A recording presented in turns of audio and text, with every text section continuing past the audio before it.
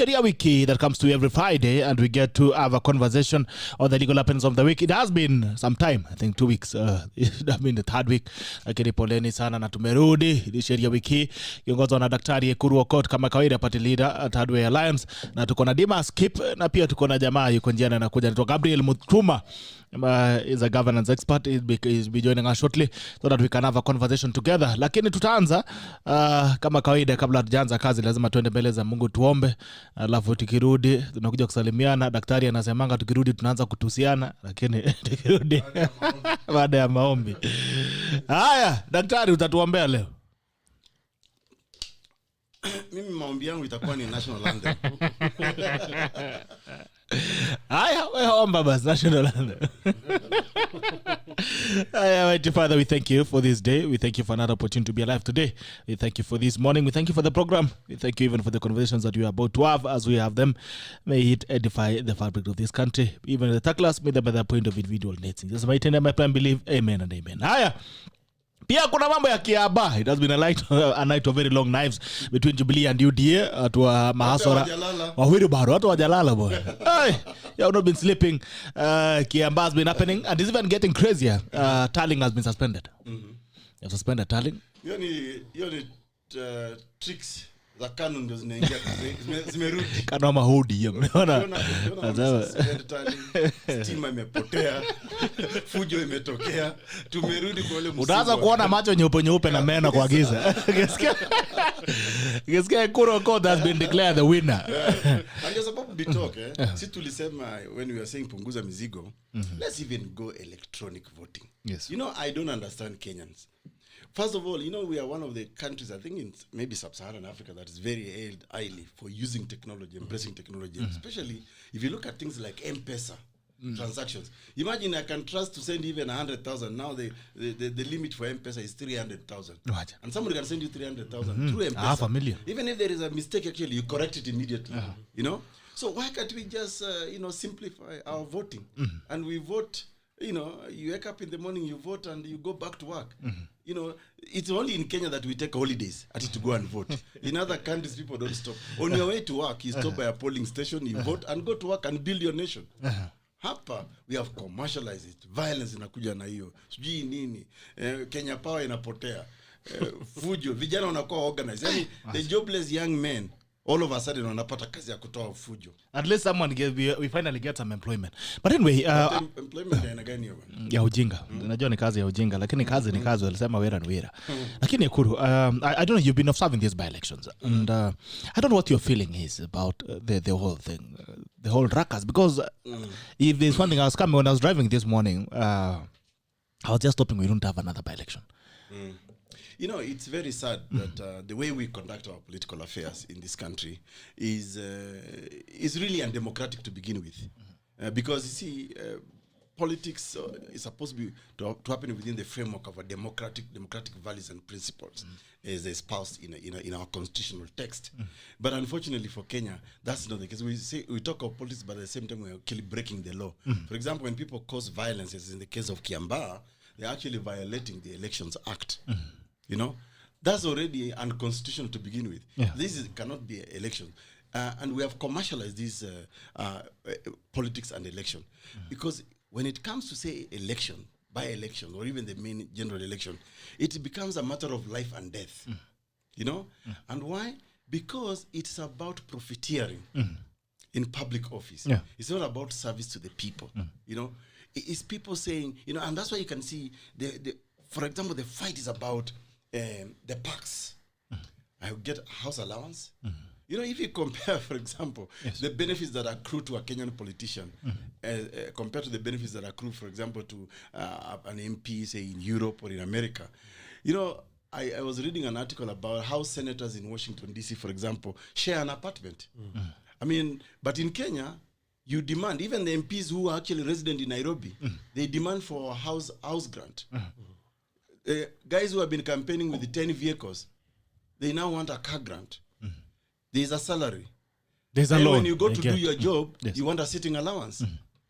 I mean, this is outrageous. And that's why you can see it becomes a matter of life and death to win an election. You mobilize violence.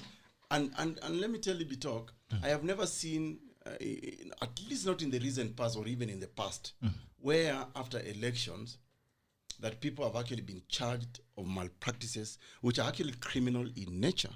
You know, when you manipulate election, when you cause violence, that's breaking the law. You know, but we don't see charges of individuals. We don't see police arrest people and charge them. Even when an election is overturned, you don't actually find, for example, the election officers or the presiding officers being charged for having committed electoral malpractices. So it's the norm. It's become the norm. And it's such a bad culture.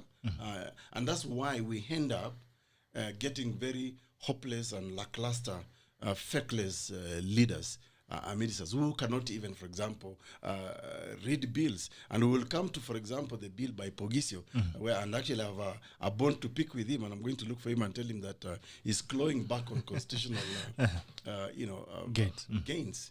Yeah. All right. Demas, naacha niangalia watu wanalia sana, wanasema hajasalimiwa leo. Very quickly, David Kamau, na kuona babake Willy, I can see you. Asante sana Emmanuel Serem, good to see you. Sama Memusha, Rameses Kebane, Nyingane Cheptap Kibri, Isaac Serem, Donat Serem all the way from Sydney, Australia. Farid Faraji, good to see you my brother. Good morning team Sheria Wiki. Asante sana nashukuru kukuona. Koreki wa Masi, good morning Gerald. Tuned in from Kayole and laughing all the way after the Kiamba thrashing of Mugathe's team. Sijui Mugathe ni nani. Anyway, Mia Munga Lucha continue all the way from Convent United Kingdom. Ni ndugu Kuru kutoka huko United Kingdom. Kipkorir Ben, good morning GB and team Takul, good to see you. Koge Gavin, good morning at Rongo University. Asante. Yatid Zeb, good morning, watching you nikiwa North Rift Shuttle traveling to Eldoret. Asante sana. Salimia watu wa North Rift Shuttle. Good to see you. Farid Faraj, welcome team celebrating Kiamba. Haya. Daisy Maritim, good morning. Tatakulu Tawala tuko ndani Kiamba. Asante. State of the nation. Jambo. Hello. Mambo. Kwanza na Bito, how are you? Salama sana. Salimia sana Ikuru. Ikuru yuko hapa rais wenu. Kabisa huyo anaitwa Kamoge Talwa Tumaini.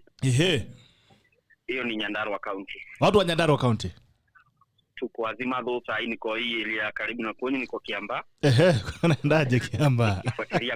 Nikifuatilia mambo venye ilikuwa ground. Na first of all niambie candidate wa Jubilee, mimi ni member wa UDA, but naambia congratulations kwa member wa Jubilee Mugoga Ward.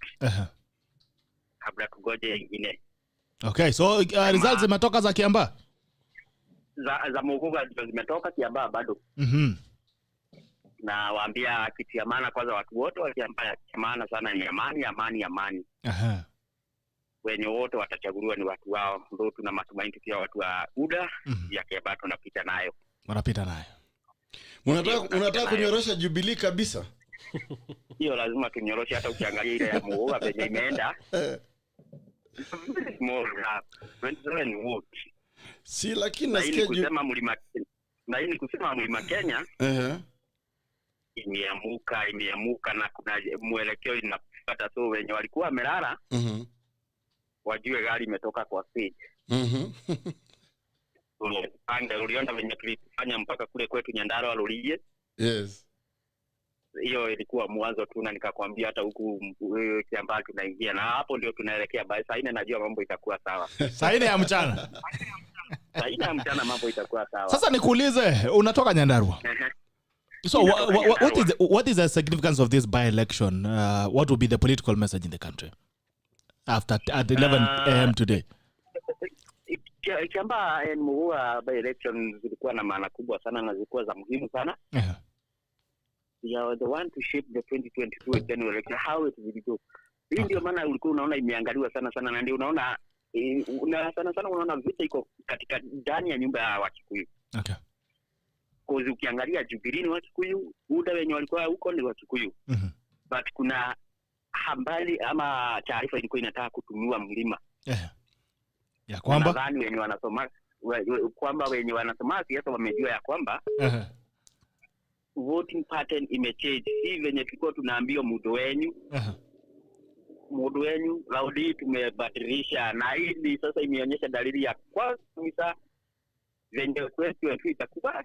Najua hapo hata nisipoeleza kabisa. Okay. Laisi tunamuonea kwa mbali, sasa kimeanza kuona dalili. Haya, tatungoje. Jambo. Good morning, Gerald. Haraka sana dakika moja, mambo Farid? Poa sana, habari asubuhi. Si mbaya, tuambie. Salamia daktari. Sasa, Salamika Farid, asante. I'm just worried on the rate of which violence are starting, The by-election, that's a small election that ukipigwa kubai na wate nayo. Rather than keeping clashes after when you think you're losing it. Number two, I'm worried at the rate at which IEBC takes to count 40,000 votes, almost like 14 hours post closure of the polling centers.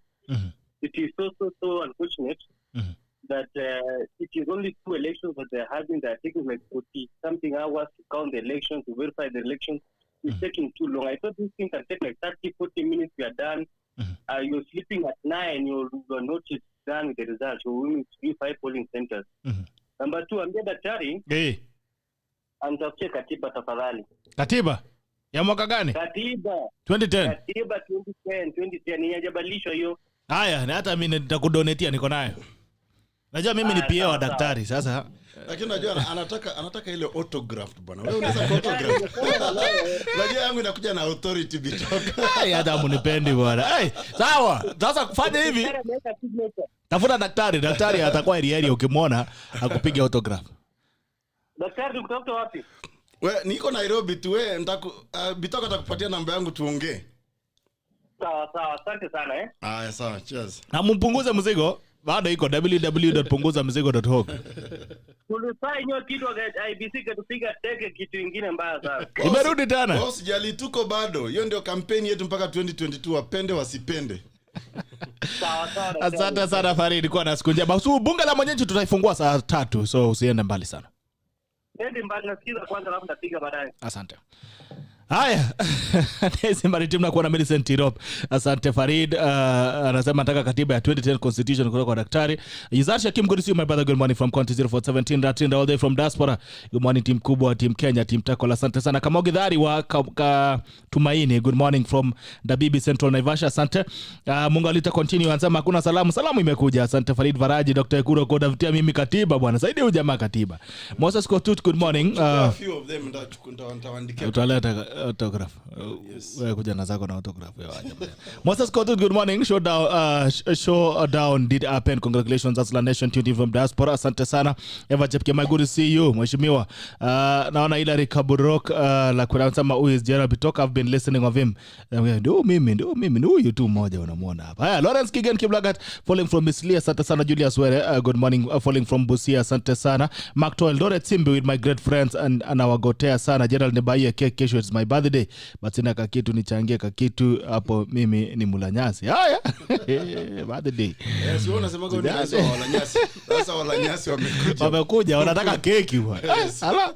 Wamechoka kula nyasi. Wamechoka kula nyasi. Hata mwenyewe anakula nyasi. Labda utengeneze keki ya nyasi. Haya. Good to see you guys. Nikirudi nitakuja kuona kama naweza endelea kuwapa salamu kwa sababu ni mingi kidogo. Wacha tuingie kazini. DEMAS. Jambo. Good to see you again. Microphone yako naona umeamua kuiweka kwa masikio. Habari yako? Salama kabisa. Habari ya wiki? The week has been interesting and busy, I guess. Okay. Hata umekuwa kiamba. Hapana. Lakini we are monitoring. Yeah. Okay. All right. So I'm sure you've been also monitoring what's going on, the by-elections and all that, so that we move from the siasa to ingia kwa sheria. What do you make of the whole thing? Well, the Kiamba issue, first of all, comes in the heels of other similar by-elections, where we've seen the state using the police and the provincial administration in a way that really does not go by the constitution, where some people can campaign freely, others cannot. However, what struck me about this particular campaign is that the issues got lost. The issues about policy got lost in between the supremacy battle. So really, I even suspect that the people are electing people they really don't know, but based on the euphoria around the euphoria around them. Yeah, and it is actually quite worrying. Yeah, and let's just hope that issues of violence will not be there, although what we gather right now is that the tallying has been stopped because It's already chaotic, because of chaos. And that point that one caller made, that how can IEBC spend all these hours counting votes in a by-election, and no one is asking those pertinent questions, because this is our country, and we are going towards a very hotly contested 2022 election, general election. A general election. So, what is wrong with this IEBC of ours? Yeah. They're counting votes for all 48 hours. And you know, those when that happens, it raises suspicions. Yeah. And you remember what happened in 2007? It was all these things about delays and certain uncertainties that led to certain constituencies feeling like that something wrong is happening. Yeah. So, Bitok, on the IEBC, actually, that's a very pertinent question. Remember, IEBC has been bashed and battered repeatedly since the 2017 general election. Personally, I've been supporting IEBC because I believe that it's not just enough to call for the disbandment of an organization. What is most important is to find out exactly what is wrong in that organization and who is doing the wrong. We've never been able to do that. Instead, IEBC has always been politicized, and especially around presidential vote. You know, we've said repeatedly in this show that people bash IEBC when it comes to, people call for IEBC's dissolution when they don't agree with the presidential vote. But they are okay to accept various by-elections, gubernatorial, elections, senatorial, MPs, women rep, and all those others. So there's a little level of dishonesty in which, we select when to attack IEBC. But IEBC is also its own enemy. Instead of taking advantage of all this blame game and maybe, trying to do things above board, because honestly, it doesn't make sense from that tallying of votes from just one polling station for over 40 hours. So yes, IEBC, we have to really be careful. I mean, and we have to watch IEBC very closely. But for me, watching IEBC is not just enough. It's about really establishing the particular officer in IEBC who is actually politicizing or becoming part of the political shenanigan that we see in these by-elections. The second thing I want to say just before we move on, is what is happening in Kiambaa and in the previous by-elections where UDA has actually filled in candidates, that for the first time perhaps in the history of Kenya, we have seen government being its own opposition. They're now turning tables, they're kicking tables. Yes, government opposing itself, meaning this government is not working because the people behind UDA there's no secret about it. It's the Deputy President of the Republic of Kenya. And of course, the shell that is now Jubilee, Jubilee died long time ago. They tried to patch it, kuweka viraka kidogo by kuleta ODM. Ati ndio AUKOT ndio onekana ati sura bado ingangana, lakini bado iko chafu sana na hino. So UDA part of the Jubilee imetoroka. Sasa it's opposing itself. This is where you say unaweza kulisha nyoka ukifikiria ati ni pet. Alafu inakuwa python inakumeza. So it has you for lunch. Yes, hyenas are eating one of their own. So wanakulana. The opposition is in government and the government is in opposition. Yes. Interesting. And Daktari, that point you made about electoral malpractices, because we always hear that this person's goons came and disrupted, and sometimes they're even led by the politicians themselves. And I remember even under the previous constitution, where if you were found guilty of electoral malpractices, you could not run again. Exactly. And there had to be a very funny election, amendment to the constitution I think in 1976. Yes. That allowed the president to pardon that person. But we need those robust measures of accountability to make it very expensive for people to play with the elections from the officials and even the candidates. I don't know, KIPRONO, if you recall, for example, one of our proposals in trying to streamline and to give some sense of integrity to our constitution. When we promoted the Punguza Mizigo Bill 2019, which we have now revised to 2021, One of the proposals was we amend the electoral laws so that people who are found or adversely even mentioned following an investigation of an inquiry should be barred from running for public office. That way we will be able to clean up the system somehow. But you see, the establishment, the people who just want a certain lackluster type of leaders to remain in power, do not allow that to happen. And that is the unfortunate thing. And that's why you can see people get away with the electoral malpractices. Look, this violence in Kiambaa, violence is being committed in the presence of the police. What is the police doing about it? Why are they not even arresting, for example, even the ringleader or whoever is organizing for this violence? Because there is no by-election that happens without a GSU or policemen carrying guns actually being present. They are and there are two things, Daktari, even before you move from that, there are two things that are happening. Let's talk about IEBC. IEBC, we only talk about it every time we have an election.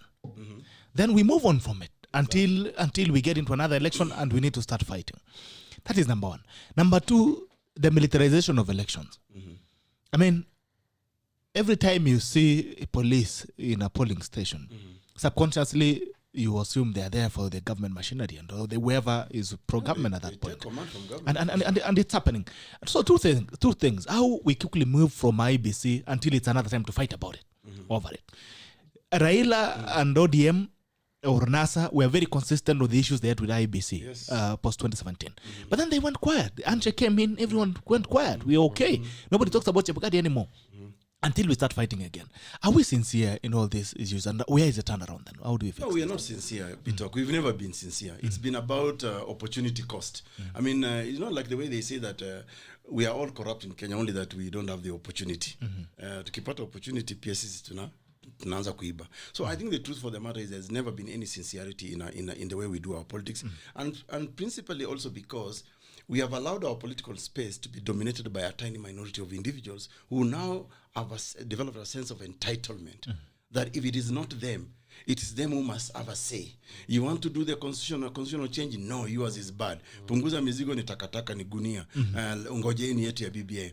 Ukitaka kusema let's strengthen IEBC, no, IEBC must be dissolved. Because the political voice in this country, we have patented to a few individuals. And yes, we've never been sincere because a majority of us are not even coming out to say. I mean, at some point I was a little bit unpopular with some political quarters when I said I don't support the dissolution of IEBC, but I support the punishment of individuals within IEBC, whether the commissioners themselves or even the presiding officers or the returning officers. Let's find those people who are practicing malpractice, because we cannot be convenient. Only when we are interested in the outcome of an election, that's when we threaten IEBC. But after an election, then we forget that this IEBC was bad. And that is dishonesty in our politics, dishonesty in our leadership, dishonesty even in us the people. Because you will even hear the general public, the people who vote, say, hii tumeibiwa na IEBC. And this reminds me really of the words of Joseph Stalin sometimes back, I think in the 70s or 1960s, when he said that those who cast the vote decide nothing, but those who count the vote decide everything. That seems to be what we are trying to see IEBC on. Either we want to endear ourselves to IEBC. Because if you remember, the same like Jubilee now that is participating in this by-election, the two Jubilees who are fighting, that's the Jubilee UDA and the Jubilee, whatever carcass is remaining of it. They wanted IEBC to be disbanded, especially after the nullification of the August 2017 election. But when now they won, again in October 2017, they forgot about the problems of IEBC. They went into handshake and all those things that were swept under the carpet until an election comes. That's where now we look at IEBC.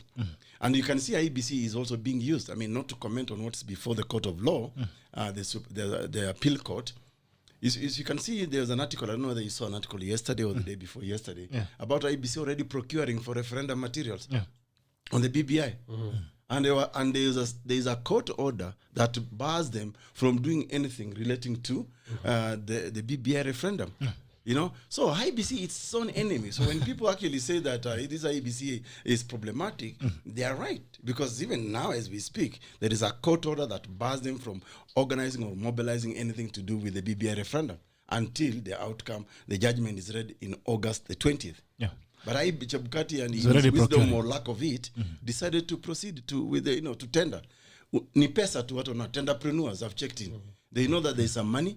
There's some money somewhere for election, for tendering, printing of ballots, or confirming a referendum ballot. While at the same time we are saying Treasury is broke, that we are looking for what, 161 billion Kenya shillings. From Kerry. It's such a shame. And your thoughts on that, Demas? It's very interesting that it looks like it's not by accident that we are always recruiting commissioners before elections. And you wonder then what role will they have, because elections, the preparation for the next elections begin when the previous election ends. And you need commissioners to give policy direction to help that process. So these commissioners that will come in after this current recruitment process, what will be their work?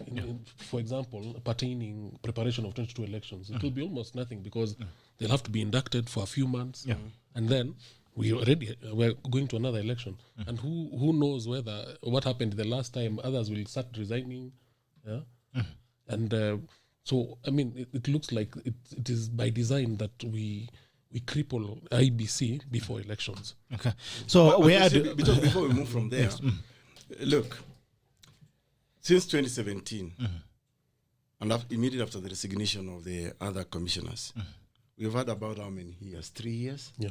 We should have recruited IEBC by that time.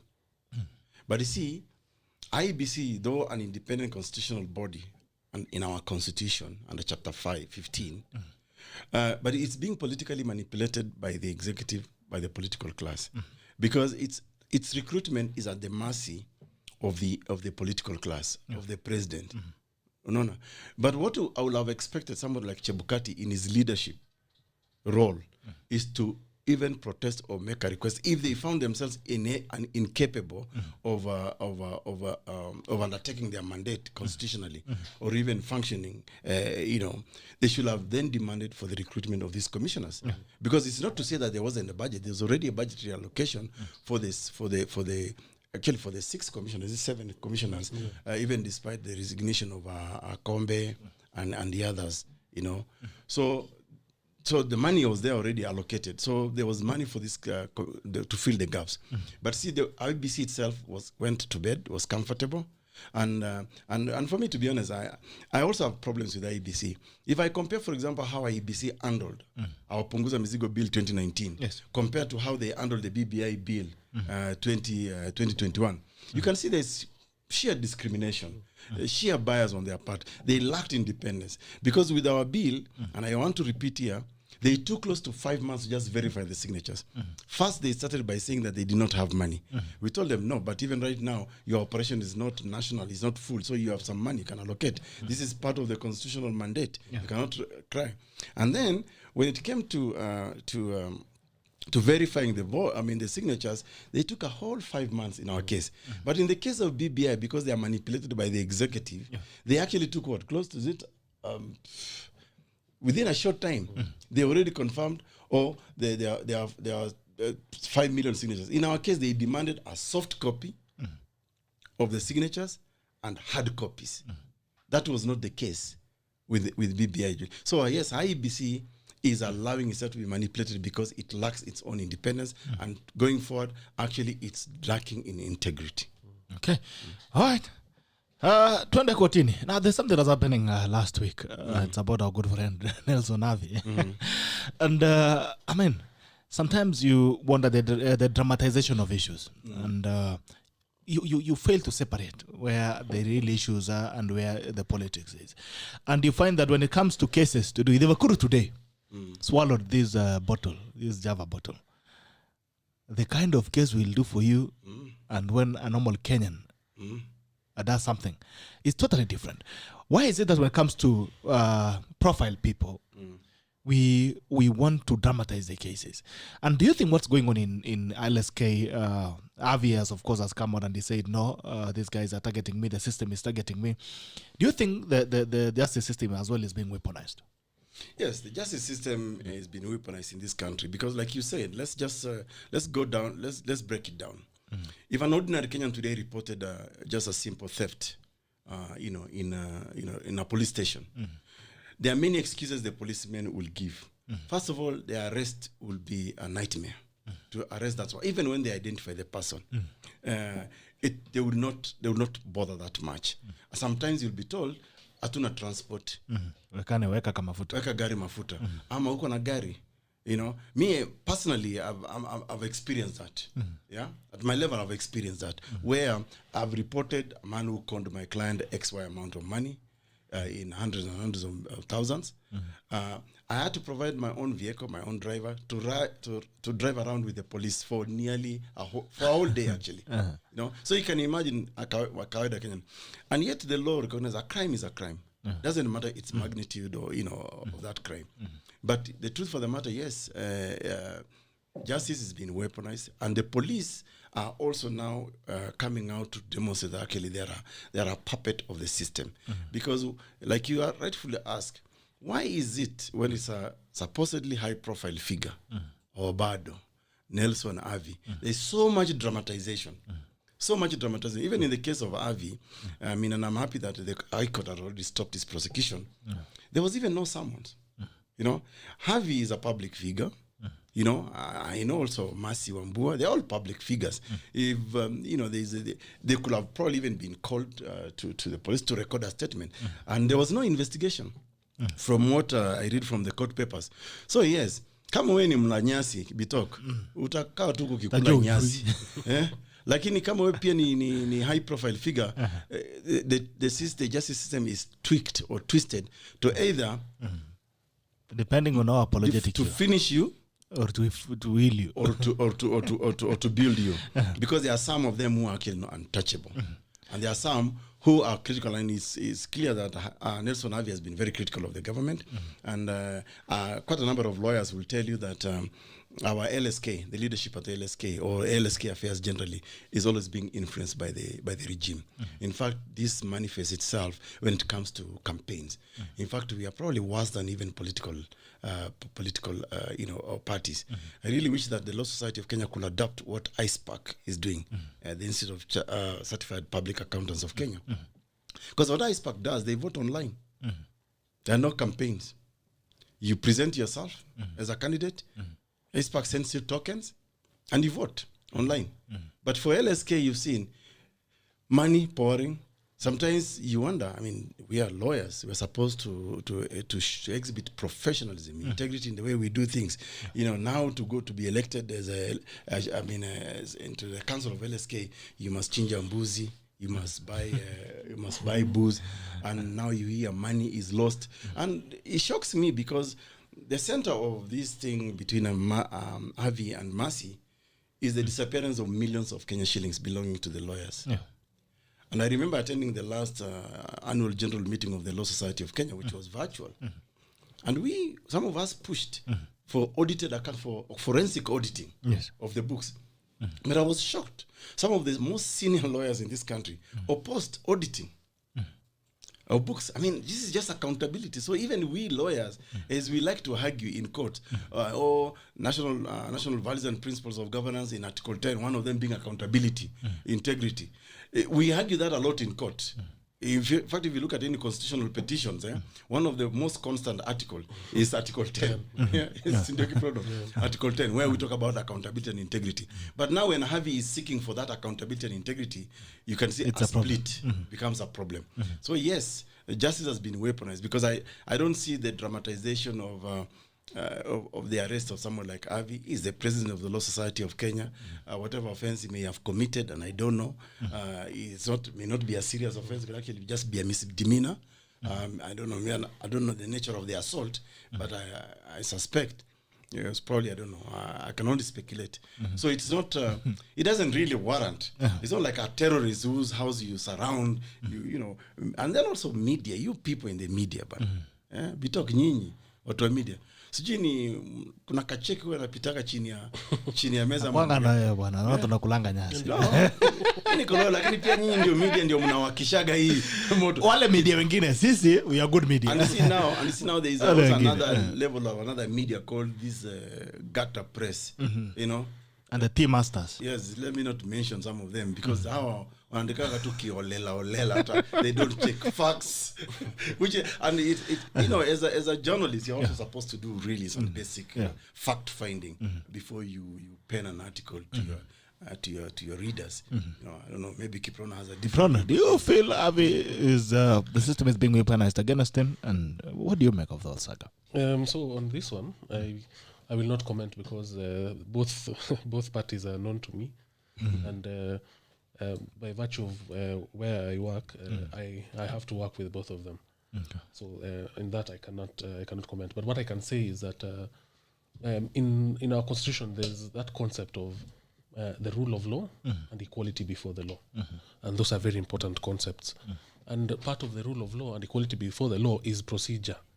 At what point does a case move to the DCI from the regular police? If you go and report something, at what point or at what veracity of crime will the DCI be invoked? The Subarus as opposed to the Land Rover. Yeah. So that is the only question I'd ask. So perhaps we need institutional independence as was designed in the Constitution, but was actually watered down with the Security Laws Amendment Act of 2014, which allowed the president basically to pick the Inspector General. Before, the Inspector General was accountable to the National Police Service Commission. Now the Inspector General is an employee mostly of the president, although he's supposed to be bound to the Constitution and the people of Kenya. So we've seen a lot of weaponization of our security services. And I think what is also interesting to point out here to the viewers is that the way I understand procedure, and I'm doing a couple of criminal cases right now. The way it happens, yes, you can be summoned before a police station to record a statement because a complaint has been filed against you. What the police normally will do, even before charging you, or even if they charge you, they send the file to DPP, Director of Public Prosecution.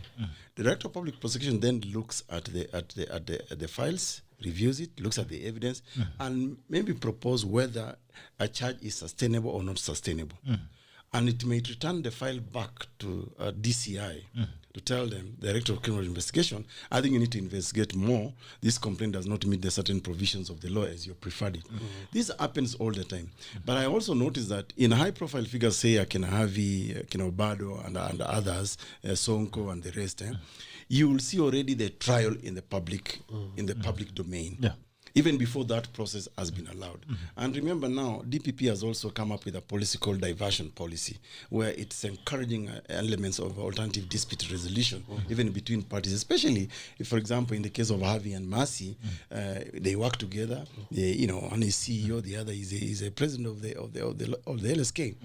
And DPP has never even been given this opportunity to begin with, what they call the diversion policy. And it's one aspect of trying to decongest cases in the judiciary. But there are instances where this process established, this practice is actually being overlooked, being undermined, because you want to target that particular individual. You want to shame and embarrass that particular individual. And unfortunately, in the case of Avi, and I'm not excusing if he may have assaulted my friend Mercy Wambua, he's also my friend, but it looks like actually he's being victimized from right from the outset, and it's not to excuse my president Harvey if he committed that assault as it's being alleged. Then of course he must stand to face the law. After all, he's our boss, our president at the Law Society, so he must set the good example. Okay. All right. And the same thing, back to you, so that we can digress a bit. The issue of guarantee of justice. There's something Dr. has mentioned. I think it's very profound that we prosecute so much on the public court of opinion, even before the court process takes place. Look at what's already happening at the courts. I'm sorry to mention a case that's already in court about Obado. And there seems to be a skewed way of declaring information to already make this person look condemned. For instance, when you come and say, we want to declare that Daktari EKURU AUKOT He's a father of this and this. I mean, these are two different cases. We're talking about murder. We're not talking about paternity. It's not a paternity case. We're talking about raising a child. And it skews the public opinion towards condemning one person as guilty. Now, we have a court process. We have the public opinion. We have the media. He has accused us, but at least we are a bit sanitized. I mean, where is the guarantee of justice? Can EKURU confidently know that if someone today accuses him of something, he's pretty sure that the court process will give him a space to be rightfully judged, whether he's innocent or guilty? There's a presumption of innocence until proven guilty. Yes. All this jumbling up, where do we put the lines? Well, there are many things at play here. So when you're a public figure, especially when you put yourself out for election, certain rights that would accrue to other people don't accrue to you as much, especially something like the right to privacy.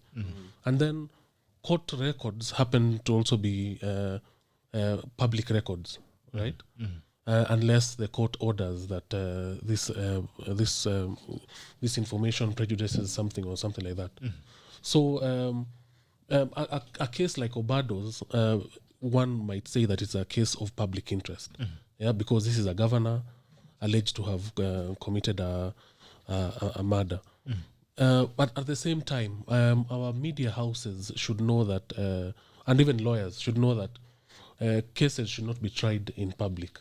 In the public court. Yes. They should allow the course of justice to accrue and for a person to either be declared innocent or guilty by the courts. But there has been a tendency in Kenya where the investigatory and sometimes even the prosecution bodies perhaps now play to the public opinion. When for example, the head of DCI or the DPP talks about cases in public or talks about their frustrations, then it creates this dynamic where Kenyans are invited to make judgments about these people. So it's a balance. But it's an unbalanced balance. But the Kenyan justice system, to be honest, is very kind to the powerful. Okay. Yes, and very unkind to the poor, and especially the poor young from urban poor and rural areas. There was an audit of the justice system done from 2015 to 2017, and it found that 79% of convictions, people who are under trial, are poor youth. And the rich people basically tend to, even if they rub shoulders with the justice system, they'll find a way in the long run to get out. To maneuver their way out. Yes. Bitok, there's one thing I want to say. See, even though you are a public figure, your rights are never taken away from you. Everybody is equal before the law and everybody is protected. And that's why for me, I still say, even if I come and report that somebody has stolen my chicken, it is the role of the police to go and arrest that person or to investigate that theft of my chicken. It's not only, I notice the tendency that even right now with our cops or police, is to get so interested in a high-profile case, not necessarily of a high-profile person. For example, a case involving drugs or millions of money. You will see an interest almost instantaneously. And of course there... Because of the money in it. Because I think of I don't know, I suspect because of the money or because of maybe the limelight it brings to the fore. But but to defend or not necessarily to defend the media, I think media is not stopped from reporting cases, whether of a high-profile person or a low. But then in the law, before the law, there is no high or low-profile person. But this year, everybody, DPP has separated the cases now. Yeah, everybody is equal before the law. And I'll come to DPP. That was the second point I wanted to make. You see, what media could do is not to speculate. The media could actually just report on facts. Yes. For example, in the case of Avi, they can only stick to the facts that one, Avi has been arrested. Yes. His fingerprints are being taken. Those are facts because we can see them. Yes. But when they start going to speculate about almost trying to give a judgment, like whether Avi assaulted Mercy or not is a fact-finding issue. Yeah. You know, that's a matter of evidence. You know, Mercy maybe may have recorded a statement because so far, even the same media who is focusing more on Harvey, they have not even told us what is contained in Mercy Wambua's statement. Who is the witness in Mercy Wambua? And I'm not saying they can report basically on those facts. Yeah. Facts. There's nothing wrong with reporting facts, even if a case is before court. But the moment you start being analytical and judgmental, you know, there is now where you're beginning to compromise the rights of this accused person or intended accused person. Let me come to DPP. DPP, in my view, has also been part of the problem. It's DPP that has actually kind of worked in cohort with the media, social media, because if you remember the Kamata Friday, yes, yeah, where you are being Kamated Friday, and then Monday, the same DPP, before they Kamata you, they issue a statement, maybe on Wednesday. We have investigated, we found that Kiprono, Bitok, should be charged. In fact, they already say should be charged for ABCD. We have sufficient evidence to prefer these charges against them. Then on Angoja, they don't come out immediately, even though you're a public figure. Yeah. So it becomes, they want to humiliate you. I mean, and sometimes they even come to your own home. I mean, today, if the police, honestly, if Kinoti summoned me or Mutiambai summoned me, you don't have to come and arrest me. I'll drive myself, even to the nearest police station or to the DCI headquarters. These are public figures, public office holders. Then you wait and you go and surround their homes. They have families. They have children. So you're humiliating them in front of their family. At 3 a.m. At 3 a.m. or whatever. Then on Monday, you're the same person who had read a statement saying, I have evidence against this person called Gerald Bitok. Then you are asking the court to give you more time to investigate. What are you investigating? Why did you come at him in the first place? No. So that this trial by media is becoming a reality, but it's being politicized, it's being weaponized, because of a lack of just investigation. I mean, you can see, I mean, we never even borrow from other countries. We look at other countries that really are progressive in terms of justice system. They can take time to investigate you. They can go underground. By the time you are arrested in court, you're done. You are being nailed. And that's why you will hear people talk about plea bargaining. You look at this evidence and say, okay, this evidence is good enough to sustain a charge. So let's now talk.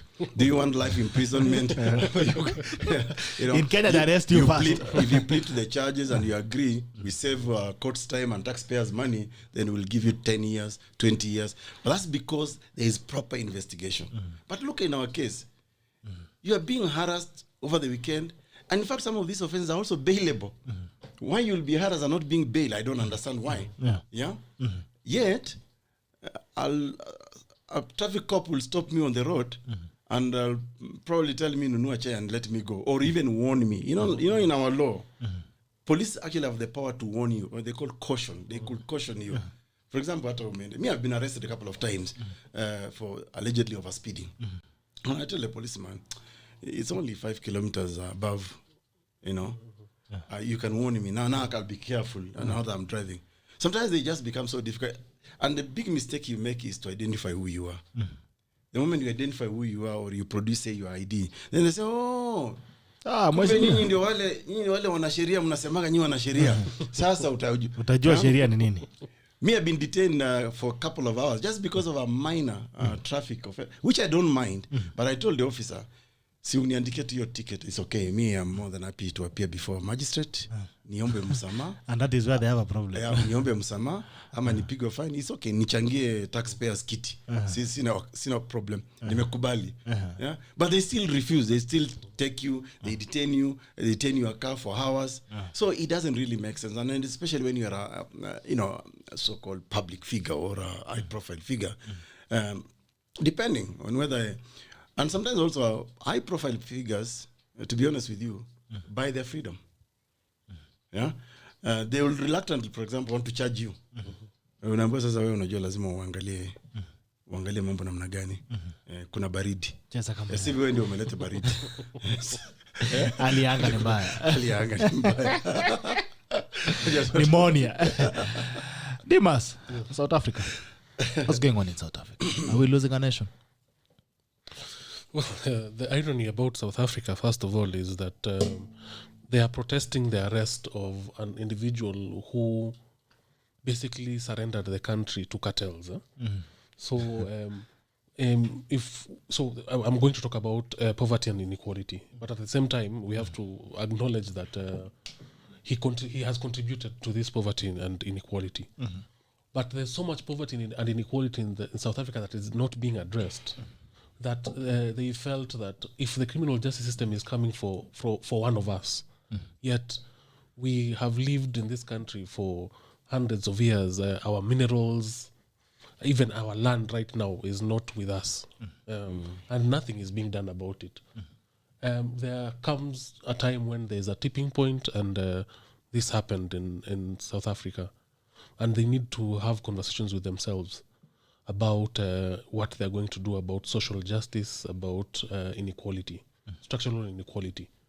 If you look at Google Maps, which is not very different from here, because people forget that Kenya has a similar history to South Africa. The only difference is that we got independence earlier, but we were essentially under an apartheid regime, where you had to live in reserves. So for them, it was the Bantustans and the townships. Kipande system. Where there was a hierarchy of race between the white man, the Asian, and then the native. So we should also look at them with a very careful lens and think about ourselves in terms of inequality also. Okay. You talk, you see, South Africa should be a case study, not just for Kenya, but also for a country like South Sudan, Somalia, some of these countries that are emerging from conflict. It is one thing to seek your freedom and independence as a people, but it's the other thing what to do with that country once you have control of it. I'd like to paraphrase a tweet I read this morning from someone who said that South Africa actually should be a lesson to Kenyans. You can have the expressways, the motorways, the malls, all those nice things. But if you don't address the issues that KIPRONO has spoken of, the social justice, the plight of the people, the economy, if you don't address matters health, matters education, and that's why you saw people looting. They're looting an entire sofa set. But they go and put it in outside a slum because they don't even have a house to put the sofa set. I saw a guy with a Mercedes-Benz, a small Mercedes-Benz, stealing a huge TV. Could not even fit it. And he's trying to fit it, I don't know, in the back seat, on the boot. It's not fitting. That speaks something about the social justice, the economy of our country. And you can see by the time I go park my Mercedes, surely, person driving a Mercedes isn't a poor person. So it speaks of something else. But I also see the contradiction in the South African society, where there was a general agreement among South Africans that Jacob Zuma actually sold the country to the cartels, to the Guptas and all those other people. Even his investigation about his own Nkandla home in KwaZulu-Natal using public money. And the public defender actually found him guilty. And that's why he was being tried of many offenses. But most importantly, I think it should really be a lesson to Africa and the world that it doesn't matter who you are. You can be in power, but once you are out of power, the rule of law is still the same for whether a former president or a sitting president. And I've already seen elements of that even in our context in Kenya, following the BBI judgment in the High Court, where they actually said, yes, Mr. Kenyatta or Uhuru Kenyatta is culpable. Our employee number one. Yeah, he's our employee number one, but he broke the constitution. And that should be the way to go. So it should be a lesson. But I find it very strange that South Africans will be protesting because Jacob Zuma has actually broken the law, has been found guilty of contempt by the highest law in the land, the Constitutional Court. So I think for me it's an interesting development in the continent. It just shows you that yes, Africa is rising, but with a lot of anger. And I see this anger being misdirected. But I also saw I saw a very interesting post where that they showed a photo of a bookshop widely open. But nobody touched. This is the only facility. They never stole a single book. And people are reminded of Malcolm X's wisdom that if you want to hide something, Hide it in a book. hide it in a book. And the natives will never find it. The black man will never find it. Yes, black man will It's never interesting. Anyway, we hope South Africa will look up. But I think it also gives us a bearing on the state of Africa, the foundation that we're building Africa on. And even the conversation that we're having now in the country and the suspicions within the systems and how people trust or mistrust systems. The foundations that we're building might not affect us today. But in another time, maybe in the next 20 years, we'll be wondering, why are people behaving the way they're behaving? What's going on? It's because of the inequalities that you are basing right now, where people feel like they are not being, there's no equality, the resources are still scarce, opportunities are being given in a very corrupt way. We are in the 21st century, where now even our children as early as 5 years old or 4 years old speak better English than us. I've got a better outlook about life and country than us. They use the technology more than us. We learn to use technology. They're actually growing in the technology, so they know more. They can read things faster. Information technology, information age is actually like almost the norm now. I think one of the things that worries me about thinking about the future as a parent, sometimes I go to bed with the fear or wake up with the fear that I really hope that one time my children will not ask me, Dad, you are this exposed, supposedly educated man. How did we inherit this country? For me, that should really be the fear of any parent today. Any Kenyan today, the way things are, the state of the nation, the way things are right now. If you look at, for example, the breakdown in our public facilities system in Kenya, education has now been commercialized in this country, and the so-called working middle class have found themselves becoming slaves of private schools. Today, healthcare is broken down. The moment private hospitals see you with a medical insurance cover, they wipe it clean. Many things, the state of the roads. So you can imagine we are going through these hardships as adults, at our age. And we are not doing much to fix it, at least for future generation. Even going by the constitution. The question of Kenya is we are giving ourselves this constitution for ourselves and to future generation. So really, what is it that we are doing to ensure that our governance structure, our governance system, guarantee our children and future generation a better life or a better country? And I think and it takes me back. It takes me back to independence, and just to remind Kenyans that at independence there was so much excitement about the fact that now we have acquired our own internal self-rule, madaraka, independence, and the promises of independence by the fathers of the Kenyan Republic or nation, as it were, was a promise on three things: that we shall eradicate ignorance, disease, and poverty. Truth for the matter is, Kenyans were better off maybe in the 70s and even in the 80s. Than now. Things are tough now. Things are bad now. People are sleeping hungry. I don't think even in the 70s and the 80s you saw many homeless people on the streets. No. Today, you drive in this Nairobi. There are so many beggars. Everyone is at every every road, at every traffic light. I mean, meaning the social system, there's no social security system in Kenya. And that really worries me a lot about our country. And South Africa, they have got the police, they have got the army. But how many of the South Africans can you shoot? The working class in this country lives in gated communities, leafy suburbs. If today 100 people decided that they are going to invade your so-called leafy suburbs of whatever, even 20 homes, you can shoot a few. What about the rest? And actually, the victims will be our children, who are, vulnerable. So we really must fix this country from its politics, from its laws, from everything to make sure that we can say we have got a better country for ourselves and for our children. Okay, you were saying something. Yes, I was just saying that we are a traumatized people.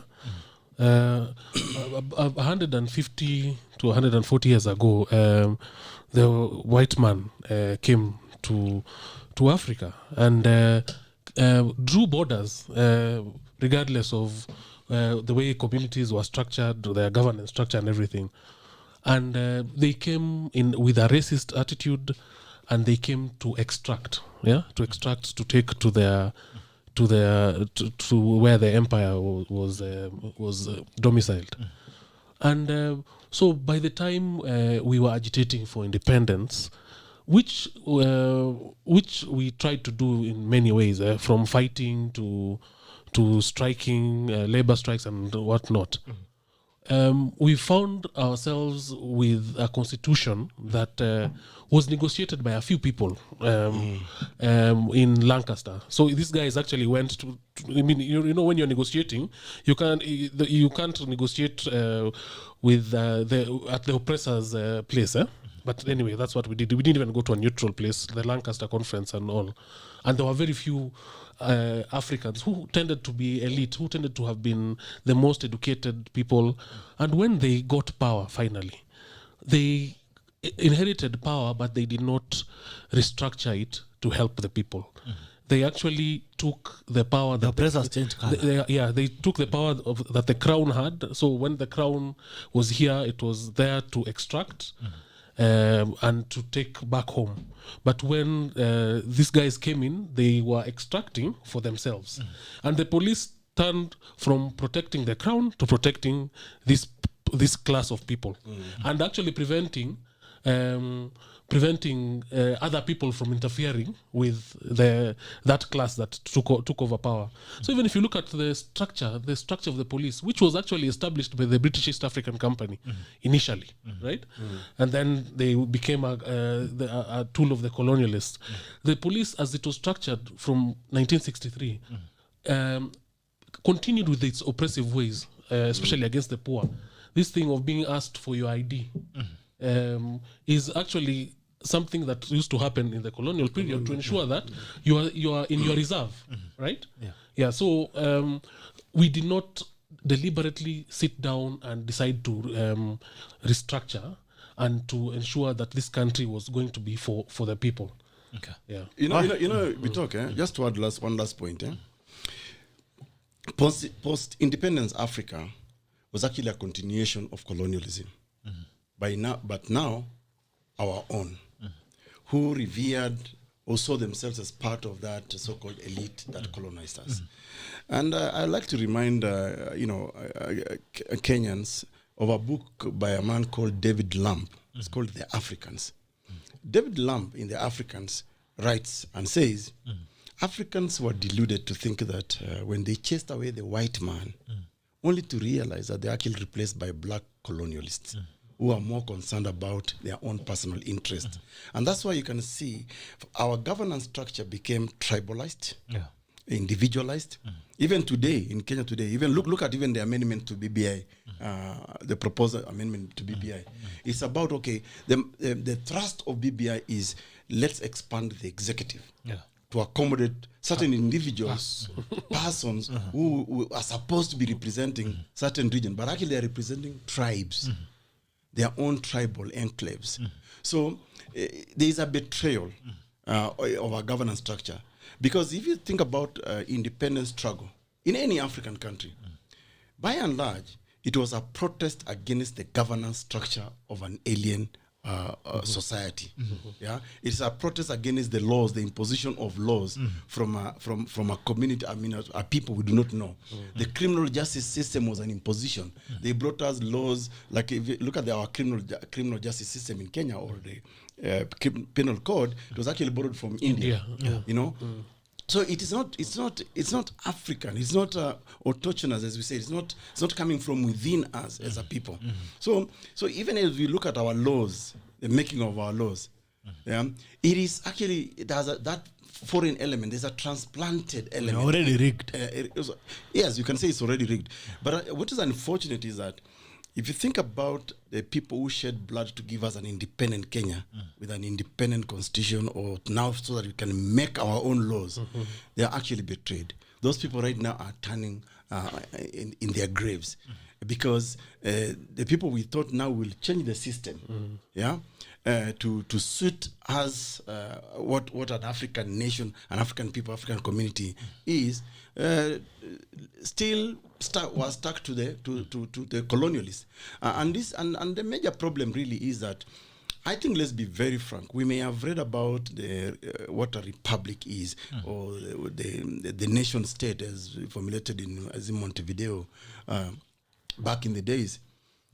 But see, we've never shed off our respective tribal inclinations. So people who become, say, presidents or heads of states, heads of governments in African countries, and even in Kenya, for example, forget that you have to look at all the tribes of Kenya, all the communities, all the regions of Kenya, as if they're your children, the way you see your children in your house. And therefore, you should govern them not based upon your tribal persuasions or inclinations, but you govern them as a statesman. And that you want to give everybody equality. And these are some of the things that we are trying to address in the 2010 Constitution. When we, for example, brought in the element of devolution. If you look at right from Article 6, Sub-Article 3, we're saying that all national organs and services must devolve to each and every part of the Republic of Kenya. Now, the supervisor of that devolution really ought to be the person who is the head of the state. And then we created a whole chapter 11, devolved government. And that's why, even though there was a contestation whether we need 47 counties or not, but we said, listen, ours is a developmental constitution. By and large, it's a developmental constitution. Let's devolve resources to all the 47 counties of Kenya. Once resources are devolved in the all 47 counties of Kenya, back of our mind, we were thinking we will be depoliticizing our contestation for power. So that when everybody now is able to access resources, then incrementally you are creating equality and equity. You know? And we went ahead, even as Thirdway Alliance Kenya, in 2019, when we looked at the fact that at the 47 counties, when money is sent, devolved, it doesn't leave the county headquarters.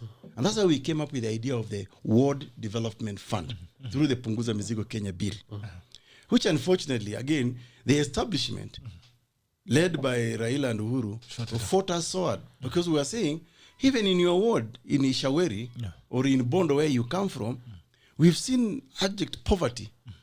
We want to send money now to the ward, development money, so that in that ward, people are able to tick the box and say, we have good roads, we have electricity, we have water, we have a good school, we have a health facility.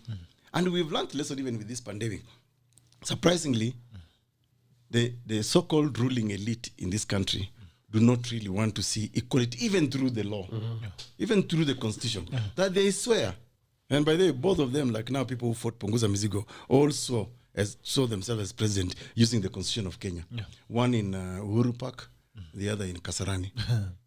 Lakini mambo ni yale yale. Mambo ni zake mnege. Haya, DEMAS, there's an outcry from parents on the policy issues, administrative education. Children are closing, I don't know, is it for a week? Then they are back again, gone full fees. And you keep wondering, the people who design these policies, are they normal?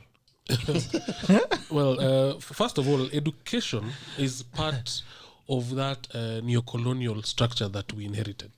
Yeah, and there has been discussion on how the ministry communicates, and not just communicates, but how it allows the stakeholders to participate in its decision making. It has been an up-down process where the minister declares this and that is that. Many parents have issues with even something like the CBC, the CBC system of education, but they were utterly unable to air their views, to challenge it, and right now they are doing homework for their children without a say. So the question is, how does the ministry and all the organs under it ensure that there's participation, and meaningful participation, not just participation ile ya kuambia watu this is what we are saying, what do you think, but meaningful participation whereby they are allowed to give their views and they are made to understand why certain things are being done. Because the constitution says that it is us, we are the sovereign. The people of Kenya are the sovereign, and we exercise our sovereignty directly or indirectly. And indirectly through our elected and appointed representatives. They are our appointed and elected representatives. So they are working for us, and it's not the other way around. They are not our commanders, they are our representatives, and they need our input in everything that they do, and even buy-in. Yeah. They're actually our servants, Yeah. you know. So fees, And that's why we keep on saying, we repeat this in this show many times and many others, that one of the genius of Kenya's constitution is actually chapter 6, leadership and integrity. Yeah. In other words, Kenyans have always yearned for this servant leader, a certain type and character of leader who, when he is given office, he will then serve the people first. And unfortunately, there is no service from leadership in this country. It's service unto themselves. Service unto us. The people. All right, let me look at the audience, and there's a question here for you, Dr. EKURU, from Paul Njaya, saying he's tuned in from New York, North York, Ontario, Canada. See here, okay. It's saying, Bitok, I would like to ask Dr. EKURU a question. What is the state of the Thirdway Alliance? We had much up, but in your Punguza Mzigo, but you seem to have lost traction. Okay, yeah, I can respond to him. First of all, we have not, we the founder members of Thirdway Alliance Kenya, the bona fide members of Thirdway Alliance Kenya, have not lost traction at all. As you very well know that, you know, I asked a journalist friend of mine to give me an honest opinion. What's happening? Why is there appears to be an attack on our party from within? He told me, EKURU, wacha nikwambie tu kweli. Huu ni msimu wa kununuliwa na transfers. If you understand from a football perspective. Wakati wa ununuzi hapa watu biashara. What is saddens me about our party is that there are people within our party, the so-called some leaders in our party who we trusted, but honestly who are just moles and rent seekers. They came in and pretended that they actually supported Punguza Mzigo. We successfully moved the bill and we pushed it in about 29 county assemblies. The bill is still popular. Even right now, ask any Kenyans about Punguza Mzigo and BBI. They will tell you, ile EKURU AUKOT ilikuwa ni hiyo ndio bill kwa tunataka. Hiyo ndio bill sawa. Lakini I think the system saw the fact that this thing might turn the tables because the way we had designed that bill is such that there was no personal interest on the person of me, EKURU AUKOT. It was about how do we help this country? How do we equalize this country at a very short notice? That's why, for example, we preferred development at ward level, and we collected Kenyan support. And I can challenge anyone today: conduct a honest opinion poll between Punguza Mzigo and BBI, and I can tell you, Punguza Mzigo will poll 80% and above. It's only unpopular among the elite who want to care a certain desperate Kenyan populace. So, to answer his question directly, members of our National Executive Council were actually sponsored to bring a split in the party. It started in March last year. This is information in the public domain, Bitok, and I'm not defaming anyone. It started last year, led by the then now Secretary General of Thirdway Alliance Kenya, who were fired actually 2 weeks ago. He went and presented our views before the BBI. When it was in the public domain that we were opposed to BBI. You have a parallel process. Yes, we had a parallel process. So we opposed BBI right from 2018 after the handshake, you know, and we even went to court. And we actually even in court today, actually one of the successive petitioners against the BBI is actually Thirdway Alliance Kenya. So when members of our party led by Frederick Okango, who we have since fired, and Kina Andrew Njoroge and Kina Pio and those others absentee NEC members, they went on March 9th before the Yusuf Aji led, the then Yusuf Aji led, God bless his soul in peace. At the last meeting at Laiko Regency, we even wrote a letter of protest and saying, no, those are not the views of our party. And our party, NEC, the top leadership of NEC, has never sanctioned anybody to give views. And that's the basis upon which we actually fired them from the party.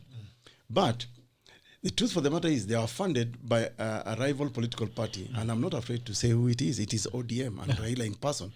And we've seen evidence of money M-Pesa transfers from Paul Mwangi to Andrew Njoroge, who is the executive officer, who was then paying members of our NEC 10,000 shillings to attend a meeting where they allegedly wanted to fire me as the party leader. Listen, I'm the founder, I'm the ideologue behind Thirdway Alliance Kenya. I founded it, I supported it under my legal practice, ELO Consulting. I hosted it up to election, up to last year, when I pulled out my support for them.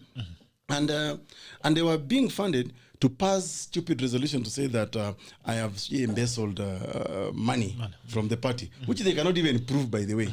So this is a sponsored group, a sponsored split group. And the reason basically is that demean or undermine the leadership in Thirdway Alliance Kenya because of Punguza Mizigo. Because Punguza Mizigo was seen as a rival to BBI. And I didn't even see ourselves as rivaling BBI because BBI was just upuzi. BBI was just about personalities. Our Punguza Mizigo was about people. Was about the country, was about issues. We are addressing corruption. What do we do with corrupt leaders, people who had been adversely mentioned or investigated? We said, let's stop them from running for public office. We said, why should we keep more money at the national level? Why should be 85% of our money remain at the national level? Punguza Mizigo was saying, let's deconstruct what is the national. If we deconstruct what is the national, it is the people of Kenya in the 47 counties, it's the people of Kenya in the 1450 wards. Let's take money to those people. We were saying, let's simplify our election. We are saying, let's reduce our representation. We have got too many members of parliament who are doing nothing, drawing a huge salary from your money. That money we can save. Today, members of parliament are costing us 37.5 billion Kenyan shillings per year. And we gave examples, Bitok, where we are even saying, look at Nairobi, for example. We are about, 5 million people? But we are given, 11 billion for Maendeleo. Yet, 416 elected officials in this country are given 37.5 billion. Wow. Does it even make any sense? So those are the things we are saying. We are telling Kenyans, this issue of nominations, which is costing Kenyans a lot of money. Let's reduce them. We had said, let's reduce commissions because some of them are actually not working for Kenyans. We have said, let's automate elections. We are going electronic voting so that someone like now, what's the name?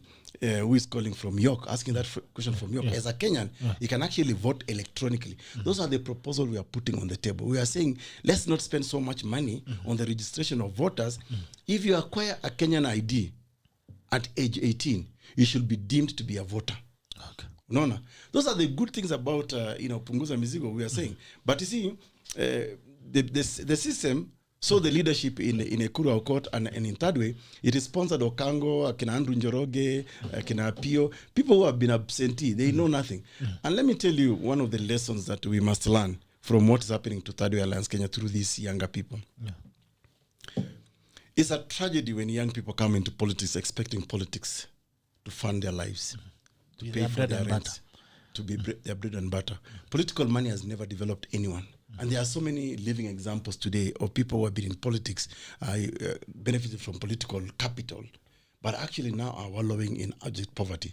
I think what the system has done over the years is not to enable people to practice their trade, their profession. Because if you look at people like someone like Okango, he was fired from Standard. We actually accommodated him. He's been auctioned a couple of times because of non-payment of rent and stuff, small things. So we are saying, for younger people, when they come into politics, focus on electing a government that will enable you to be able to get jobs.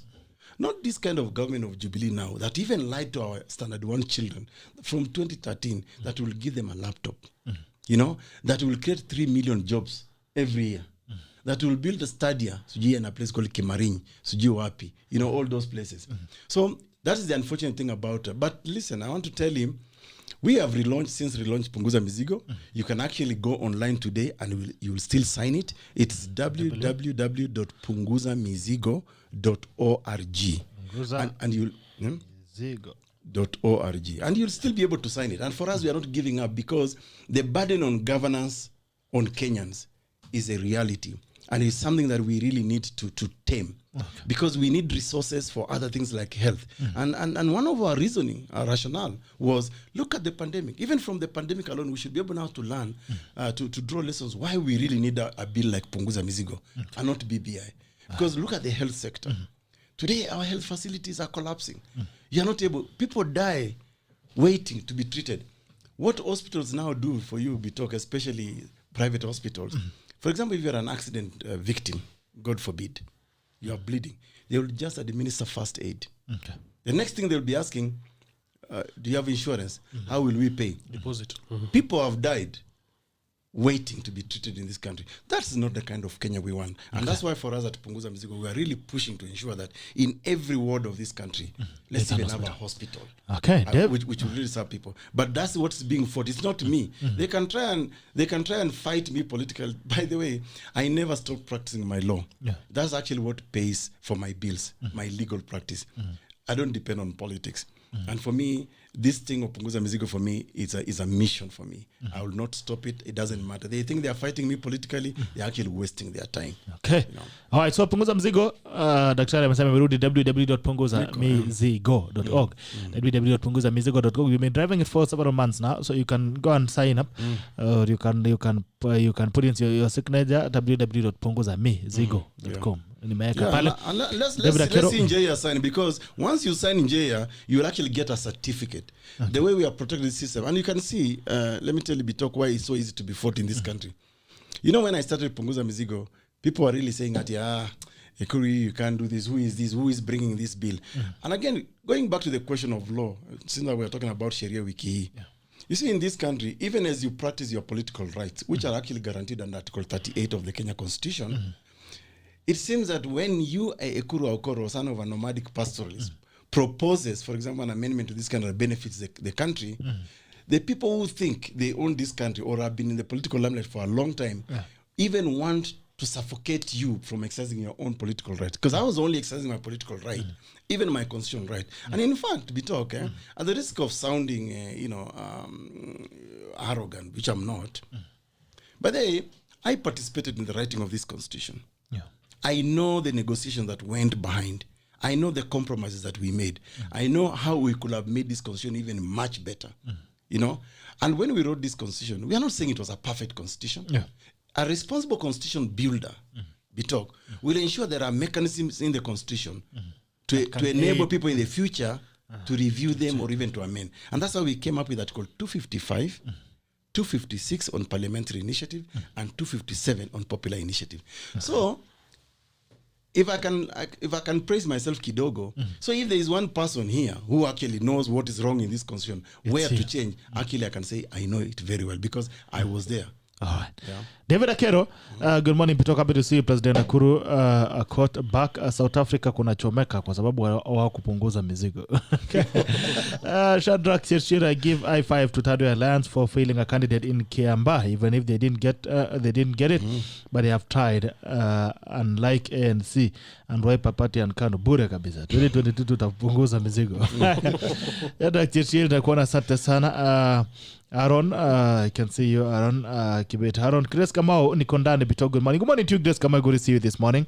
Maki Blagat, how is the school system and the adjustments made? Parents, children are closing this week and opening on the 26th. Wapi pesa uniform na vitabu, and parents have only a week to apparently avail. Okay, I think we've talked about that. Well, Skimgiano Terer tuned in from Bomet. Asante sana, good to see you. Good morning. Martin Amami. At least Dr. AUKOT has explained what I wanted to ask. I was almost thinking there were two third ways in one. Okay. Bol Njaya says, thanks Dr. AUKOT for a comprehensive answer. Punguza is the way to go. I will sign the bill ASAP. I wish to relocate to Kenya and participate in politics under Thirdway Alliance. Excellent. Nimekutafutia. Naona kuna wafuasi. Sasa hata wewe Bitoke, wacha kukaa pembeni. Kuja kwa chama. Wewe umesema media usiingie kwa siasa. Yumba. Umesema media usiingie kwa siasa. Unaona mguu mmoja yuko UDA, ingine siji kwa ile Jubilee imechomeka. Acha bwana. Anapiga rangi. Wewe acha maneno. Unajua nilikarangwa, sio niliokoka. Wewe ni rafiki yangu. Baada ya kukarangwa, nikapenda Yesu. Sasa ngasema aje nirudi nikuwe pastor. Sasa unaangusha watu. Na sasa ombea barais kama nyinyi tu. Get the graphics, anasema question to daktari. Why inherit even that white thing? They put it in court. I think it's a good in the head. Abbas Njigona says views cannot be allowed because the agenda is different. Okay. I've seen a comment here by Linda. Okay, Linda Koriri. Smart man, the bill was really good. Politics is all about self-interest and the Kenyan politicians failed us. Punguza Mzigo would have been the best thing for this country. Okay. Bas Njuguna, today a sick person prefers to staying at home and rely on a natural healing. When he or she remembers he would go to hospital, queue in pain for hours, and then told there is no medicine. Kenya for you. Okay. Erickson, good to see you. Erickson Odhiambo. Abbas Njuguna says they would send 300 policemen to arrest a single man with choppers and Subaru drama. Okay. You remember the story of Oscar Sudi? How they arrested Sudi? I thought they were trying to shoot a movie. From I thought the government is shooting a movie. They actually took a chopper just to lift him to Nakuru, which is a ride of about what? Less than 2 hours. 2 hours. No. From Eldoret. Like 20 minutes. Yeah, in a chopper. Maybe 20-25 minutes you're in Nakuru. Imagine. First of all, he's a member of parliament. They could have told he can't go anywhere. They could have told him report to Nakuru. And sijui hapo ni Kesesa ama what is the nearest from his Langas. Langas tu hapo tu Langas ambaye ende chapa report hapo. Mimi hata nilifikiria ni movie gava ilikuwa ina shoot. Yeah. Nifikiria Daudi tumefungua Hollywood ya Kenya. Ile ni mtu alikuwa anaitwaje? Cobra Squad. Lakini uliona ule madam alijaribu kufanya cinema detective kidogo akainua miguu. I think it's a video tuachane nazo. We stick to stealing. Eventually after all that drama all that state of expense, so what has happened There's to the case nothing. of Oscar Sudi?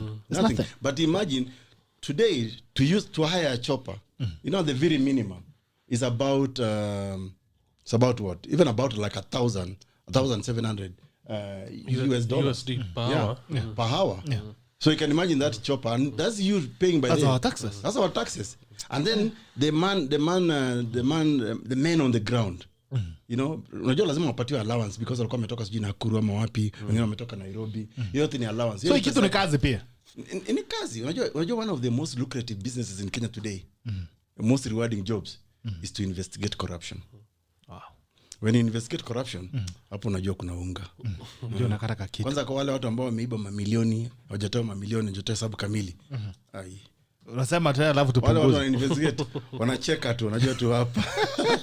Hapa ni sherehe. Hapa ni sherehe, ni party. Party after party. Party after party. All right, Hilary Kimeto logged in from Nguronit, Marsabit County. Good to see you. Marcus Hilary logged in from Nguronit. Okay, good to see you. Rafael Kimunge, great value. What the panelists have said is indeed powerful and I know it will work tomorrow. Amen. Haya. Tunasonga, tutachukua simu tu kwa dakika 5 ambazo zinafuata. Bunge la Mwananchi inafungua for 5 minutes. Bunge la Mwananchi 07798010 07798010. Bunge la Mwananchi nambari ni 07798010. Bunge la Mwananchi kwa wazi 07798010. Kwa dakika 5 ambazo zinafuata tusikie tu maoni yako kidogo kwa zile conversations tunafanya. Mambo ya Kiambaa sijui kunaenda aje pale, anajaribu kutafuta ujumbe. Nasikia Chebukati amefika ground. Chebukati is now moving around trying to restore tallying in Kiambaa. So I don't know why it has to take. So when we're having the general elections, Chebukati will go to all polling stations. Well, you know, Chebukati is supposed to be the national returning officer. Yeah. So in fact, that probably tells you a story. That perhaps the guys on the ground are actually not doing a good job. By the time the commander in chief goes to the front line, unajua kuna mambo. The foot soldiers are not shooting where it's supposed to be. They are misdirecting their fire. Bunge la Mwananchi. Bitok. Jambo. Habari leo, Maina hapa. Maina. Alate. Utina uru. Zema maneno. Habari ya EKURU. Niko mzuri sana Maina. Na KIPRONO. Niko salama kabisa. I hope leo utanikata haraka. Acha nikupe nafasi. Ongea dadi. Now, EKURU ameongea mambo ya South Africa. They created that demon themselves. The government, wazungu weusi, the oppressors. Because the moment hata wewe umeshinda kusomesha mtoto wako, umekosa kumuonesha tabia mzuri, atakuwa shida kwako. Kweli. Hakuna mtu mwingine atasumbua. Ni wewe tu. The government iliweka watu wataki kuwapea kazi, si ndio? Inawaeka nje. They see them as less people. The way you can see our government doing. We have 1 million rich people and 44 million poor people. True? It comes a time when the poor don't have anything to eat. They'll eat the rich. Oh, that's true. It's getting there. Ala? It is getting there soon. Totally agree with you, Maina. Yeah? I totally agree with you on that. It has been created by who? By the same government. Because they want to steal and enrich themselves with useless projects. Wewe nijengea barabara hapa na sina hospitali. Unajenga hospitali yenye haina madawa, haina daktari. I think we discussed that thing with Kagame yesterday. EKURU unafaa mshikane na Kagame. Your visions are the same. watu wenye wana maono, si mambo ya watu wenye wanakuja kutudanganya every day, oh this will do this. Okay, now what they have created, educated fools, ama yani watu wenye wamesoma wenye pia ni wajinga lakini si wajinga. When you have graduates from university, engineers, hawana kazi, wanajua kutengeneza mpaka bomb. Na bado wa Chinese na bado wa Chinese wanatutengezea barabara as engineers, na tumekuwa na engineers since 1970s. Imagine, hatuna engineers wetu si watu. Tapping pains. And that is why you see people are revolting. You think why? People are hungry. And the hungry man is an angry man. Same thing in Africa. It will happen. In Mali, it has happened. And what Burkina Faso, the other day. Libya, Tunisia. Then the second thing, imaba BBI. Ukiweka MPs 500 ama MP 600, wananisaidia na nini mimi kwangu? They only help their girlfriends and their family. So, mshahara kilipwa ni yake, si yangu. We have a president of our own, ametusaidia na nini? That is when even Central is rejecting him. Mshahara analipwa yeye, ni president kwake, yeye anatoa security, mimi nakula nini kwake? Nothing. So, those things, ndio zinawasha watu wanakuwa na uchungu. Is that ukiona wewe umesoma, umekaa tu hauna kazi, umetafuta kazi, umejaribu, but because you don't know so and so and you don't have money, then unazamishwa. Sasa maana acha nikuulize. Kwa hivyo sasa hatutasikia tena dhuraku kumera 2022. Cool. Hivi tunataka nao. Hakuna vitu kama hivyo. You want somebody like EKURU, Kigame, yani somebody who has some. You on 21st century. You are not on 1963. Wakati walienda kudanganya mabuka zetu because they were not educated. Where I'm seated, I can access whatever is happening in Kiaba now. So this and the age that is there, haitaki kusikia sijui vitendawili, sijui moyo alifanya, sijui babangu alifanywa, ati sijui nilipigana. Okay, 1992 ulikuwa unataka nani apigane? Si wewe ulikuwa that time. You did what you can do. So don't tell us about what ati umepigania Kenya. Okay, hatungezaliwa wote at the same time. Exactly. Maana hiyo ni wisdom. Hata data nikimazi sasa kutuambia nilipigania Kenya, si hatukuwa wakati hiyo. We were not there. Na vipi yako wako huko ushagoza, hata wana chakula sana. Have nothing. And the oppressors gati, in Kikuyu we call them gati. Ndio wako na mashamba. Ndio wanaenjoy. Ndio walienda na mugunda. Ndio mmoja megoda. You cannot imagine the pain that people have. Like sasa Maina. Unajua mimi my second home is Nyeri. Unajua sometimes when I speak to my Modoniwas, especially wakati wa 2017. Wengine walikuwa wanaambia bwana, no, udhamaki ni wito, udhamaki ni shao. Saa hizi udhamaki na dhamaki wako pamoja. Zote hata hakuna, hata hiyo udhamaki hakuna. You see, one thing, because people thought that because that umechagua mtu wako nayo, at least ataangalia the country and the business and what and the poor people. Wapi? Kumbe mwizi ni mwizi tu. Hizi geuka. And now, you come tell us now, unashindwa sahi, you are 9 years, si ndio? Kwa power. What else do you want? Nini unataka kuchange? Sini kuprotect interest. Protection of interest, boss. Hiyo ndio kitu moja. Hiyo ndio kitu moja wa Kenya wajaona. Naona South Africa mbaya kushinda yenye iko sahi. Yeah, when it gets 2022, they do the same. Yeah. People are bitter. Ongea na kila mtu anywhere. COVID walikula hiyo pesa. Na hata chanjo ya pili na ya kwanza hatujapata. NYS walikula na wako pamoja wote. Ndio. And they are saying ati sisi wezi we are Ukraine, molasses iko wapi? Pesa vijana, pesa walimu iko wapi? We are not fools. Sisi wale wazee walikuwa 80. Mumeshanuka. Tumechanuka. You can see bitterness yenye iko na watu sahi. Wanakojea tu hivi tu kidogo tu. Kidogo. Ndio wajue. Kidogo. Lakini tusi encourage violence. Tunataka to change regime we change this regime through the ballot.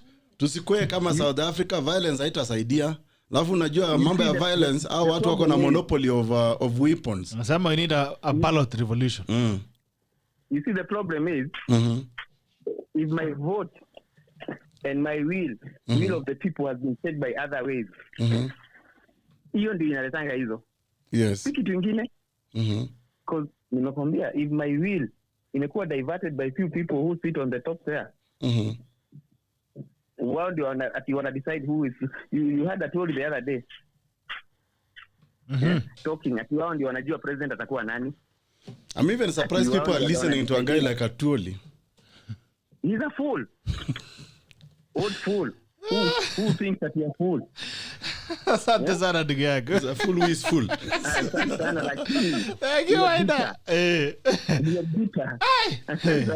Haya, asante sana ndugu yangu. Maina ameongea for 50 million Kenyans. Imagine, Maina alianza akasema usinikate leo. Alianza na disclaimer. Haya, Gaki Fate anasema Maina using wisdom. Nafaa mtumie Maina kathubia. Okay. Because Abbas Njuguna, Abbas, it's been a long time, man. It's good to see you. Abbas says South Africa is an explosion of public anger. Makazilare, no leader would be honest and let people know what's wrong and where right Punguza Mzigo is the way to go. We don't need leaders being paid huge sums of money just to discuss non-issues is what happened in South Africa. People looking after their bellies. And looking for the school fees. No leader is talking about it, by the way. Interesting. Bunga la Mwananchi. Bunga la Mwananchi, good morning. Hey, morning sir. Farid Faraj hapa. Leta habari Farid. Asante kwa kurudi. Sasa, nataka niulize daktari kitu moja. Nako hapa uliza yeye. Daktari? Yes sir. Kwa kisheria, court order con expiry date? Inategemea. If it confirmed like kama ukisema fanya kitu usipofanya itakupata paka lini? Okay, kuna zile ambazo ziko na time limit, for example, ama kwa mfano unaweza pata ile inaitwa injunction or a temporary injunction. Hiyo ni court order kusema kwamba usifanye mambo fulani mpaka, kwa mfano kama hii ya IEBC mali wamekataza kuprepare mambo ya referendum. Iko na time frame mpaka wakati ambayo court of appeal sasa itajipronounce. Kwa hivyo until then hawafai kufanya anything about the BBI referendum. Kwa hivyo ni court order ambayo iko na time limit. Number 2, hii kitu ya IEBC kuprocure vitu za referendum, is it wrong? It is part of their mandate to prepare for anything that can come. Theirs is to conduct elections. Part of the elections, we might be having referendum as part of the elections. So when they are tendering, when the person who is supposed to supply them equipment either for the elections, the general elections or the referendum, they should be sure, do you have the capacity now in case we are ambushed by referendum? Are you able to give us things for the referendum? I think they were just becoming brave by opening the scope, by telling the tender, when you're to tender, the bidders were to make anything if you can produce for the referendum and the general election. I think their target was the general election. How do you think that there is? The only problem na hiyo okay, I agree that IEBC has to prepare itself towards the general election lakini if their tendering was only restricted to the general election of August 2022, then hapa kungekuwa na shida. But now the problem is they included tendering on the referendum, and there is an active court order that says do not do anything on this referendum preparation until we pronounce ourselves. So that hapo ndio wamekosea. And nafikiri IEBC was just doing this kiujanja because I suspect maybe wana collude na the sponsors of the BBI bill, because wewe wenyewe unajaribia, and this is where for me sometimes niko na problem na huyu jamaa Chebukati, because Chebukati anafaa kuwa kwa hiyo level ya a Supreme Court judge. So anafaa kwa mfano hata akitoa opinion yake ni kama a judgment. Ama namna gani Kiprono? Should be a final thing. Inafaa itumike kama sheria. Exactly. Lakini sasa yeye unakuta sasa hizi koti inasema kamili kwamba wewe kwanza kuna issue about even your own constitution. Whether you are properly constituted or not. So subiri mpaka tuamue on that issue. Na hii mambo ya referendum usiguze. Sasa yeye anajaribu kuchanganya referendum na 2022. Referendum na 2022 are totally different things. Yeah, they are totally different elections. Okay. So see, they were becoming smart in a way that they just want to widen the scope in case of anything. They are trying to be smart, lakini pia tunajua hii ni Kenya bwana. Mambo ya entrepreneurs wako wengi sana. Hapo watu wamemulika kitu. Kwanza niko na mahali najua printer ndio kutengeneza. Hiyo shapeanwa, it is just a formality tu. Alafu najua Faraji, usishangae ati tukipeleka hii printing hii ballots Dubai, country ambayo hata haina forest na haina miti. Na sisi tuko hapa na kina Webuye Forest, Kakamega Forest, Bantu Forest, na hatuwezi kutumia miti zetu wenyewe kutengeneza own papers.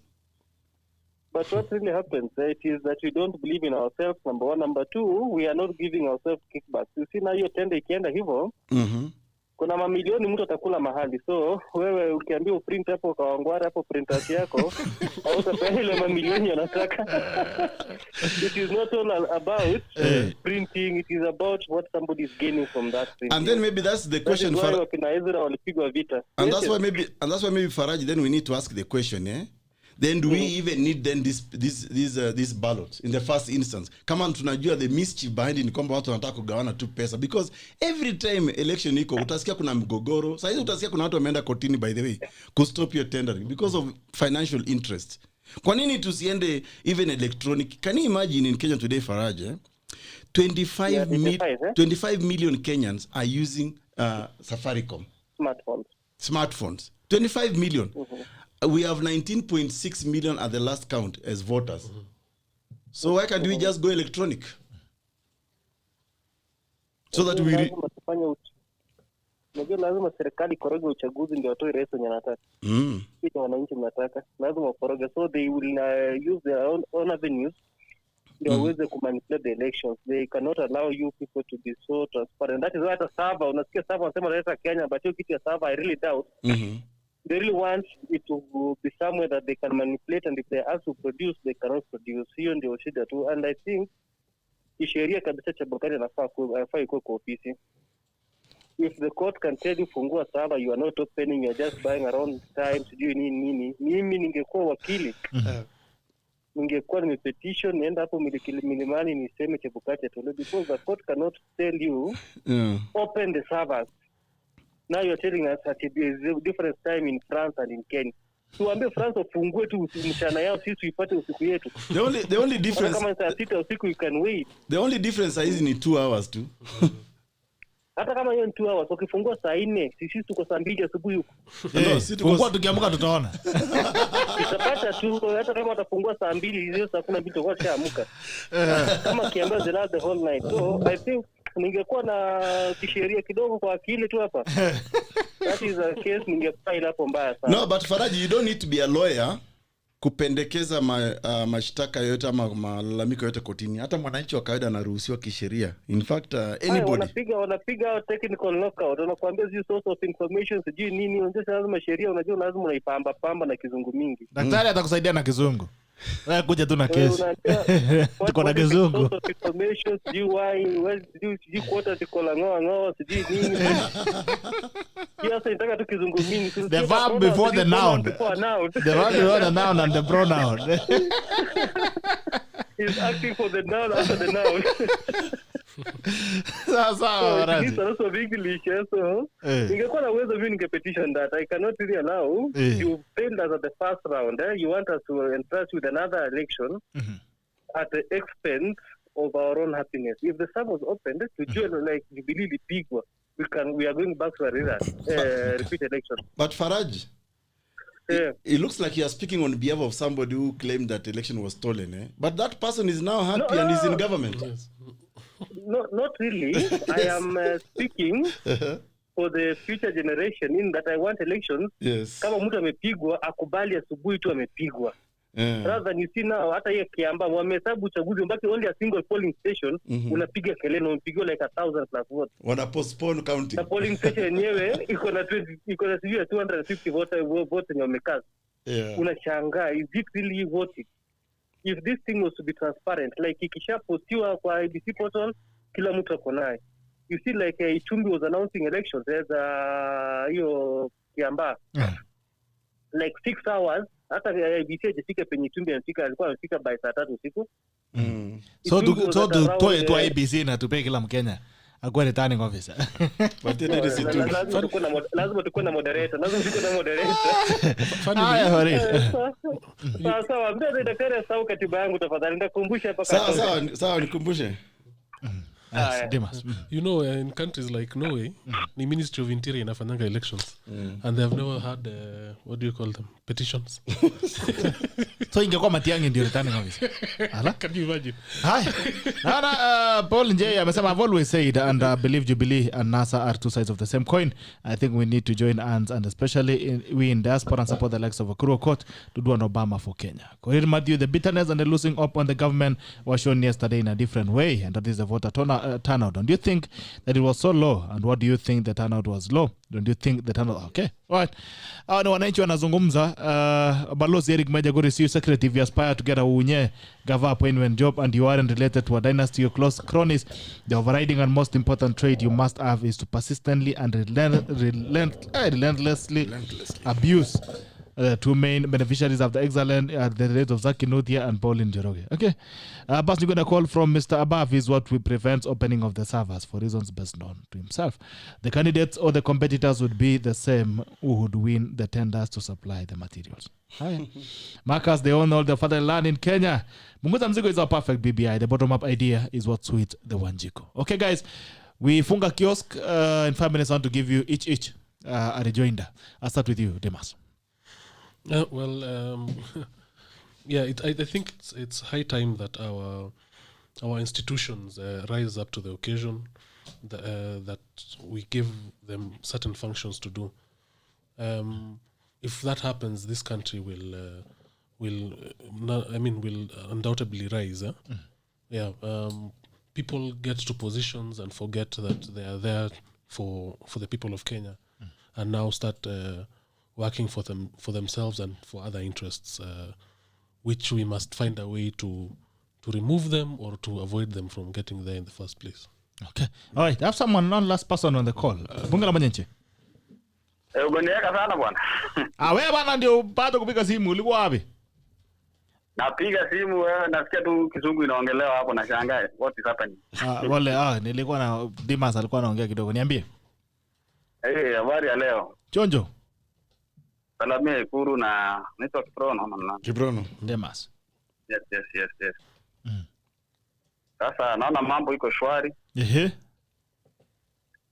Kuna kitu kingine nashangaa hapa, naona Wakenya wanacheka wa South Africa what they are doing. Na very soon naona tunaelekea huko. Tena. What's happening in South Africa by the way can happen here. Exactly. So tunafaa to take lessons. Tunafaa to learn sasa. Okay. Hii mabarabara inajengwa na watu wana languish in poverty. Unajua barabara yes kujenga ni mzuri, lakini na what about the normal mwananchi? Kutoka kwa ground. Because now if people cannot access medical or any shule, now they unaona shule imeanza kuwa very expensive. So una limit the poor who cannot afford. And those are the many people in Kenya. So unaona sasa hapo serikali iangalie hiyo. Hapo ndio kuna shida. Hata in South Africa, I think even what they are doing, si ati wana protest kuhusu Suma imefungwa. They've got an opportunity to express their emotions. Okay. Niona kuna mtu anabeba nini bana, amaiti na shindo sasa hao. Unabeba coffin unaenda kufanya nini? Nini jeneza?